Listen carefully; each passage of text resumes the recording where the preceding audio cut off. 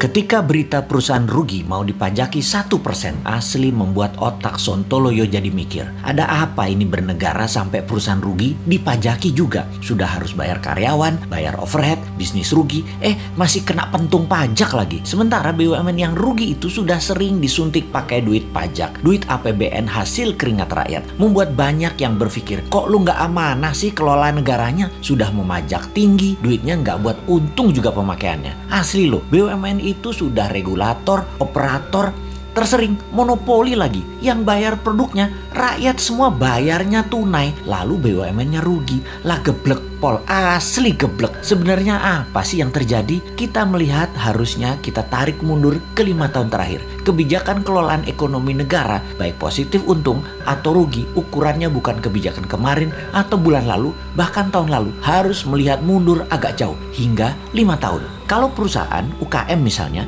bisa terlihat langsung sebuah kebijakan bulan lalu membuat perusahaan untung atau perusahaan rugi. Bisa langsung terlihat. Keadaan ekonomi negara saat ini kita melihat faktanya adalah uang kering. Faktanya adalah uang yang beredar hanya 44% dari PDB. Banyak orang menahan uangnya untuk tidak muter. Ini sudah kejadian lama. Melambat dan melambat. Ekonomi turun karena keringnya uang beredar. Kita bandingkan dengan negara lain. Jepang saat ini uang beredarnya 120% dari PDB. Tiongkok 250% dari PDB. Amerika 200% dari PDB. Gini deh, kita kasih info tambahan lagi. Di Tiongkok yang transaksinya pakai non tunai itu 2 kali PDB Tiongkok yang 13.000 billion dolar. Sebanyak 26.000 billion dolar transaksi non cashnya. Indonesia hanya 6% dari PDB yang 1.000 billion tersebut. Hanya 60 billion. Langit dan dasar bumi perbandingannya. Gitulah kira-kira kita membandingkannya. Kemudian pajak mau naik 5%. Ada tax amnesty jilid 2 lagi rencananya. Waduh bos,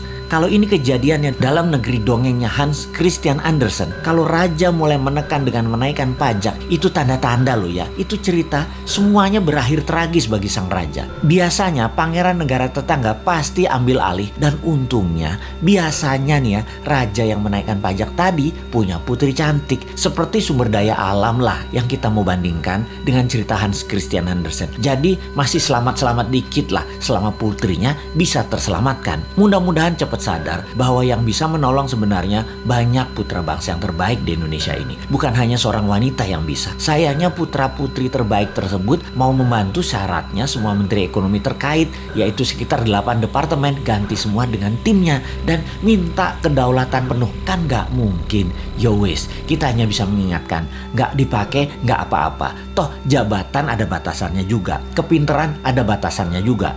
Tapi bener deh bos, kalau kebodohan mah nggak ada batasnya. Kembali ke pajak. Ini yang buat nyesek kebijakan keuangannya dengan menaikkan pajak tinggi dan menekan. Kalian itu wahai pejabat tidak ikut membuat kaya rakyat, malah majekin. Kebijakan pejabat harusnya membuat makmur rakyat. Begini ilustrasinya. Kalau rakyat dapat 100, dipajaki 10, oke lah. Lalu sekarang dipajaki mau 12% atau 15%. Sementara pendapatan turun hanya jadi 80. Ya teriaklah rakyat. Bener deh. Kalau karena kebijakan yang bijaksana, rakyat dari 100 jadi 130, jadi 150, diambil 15%, ya nggak apa-apa juga. Begitu loh menjadi pejabat. Kebijakannya menghasilkan manfaat baik. Sekedar mengingatkan lagi, pendukung pejabat saat ini terbanyak dari bisnis properti dan batu bara. Lalu 5 tahun ini properti setengah mati, bahkan sebagian sudah mati suri. Cash beredar rendah, kredit bank buat beli properti dibatasi, perkantoran dan mal lengang karena pembatasan gerak manusia. Pariwisata dunia belum jalan baik ke Indonesia. Lengkap sudah penderitaan pemain properti di Indonesia. Dulu dibantu, sekarang terlupakan. Piye toh bos, jadi banyak yang merugi. Kena pajak 1% lagi.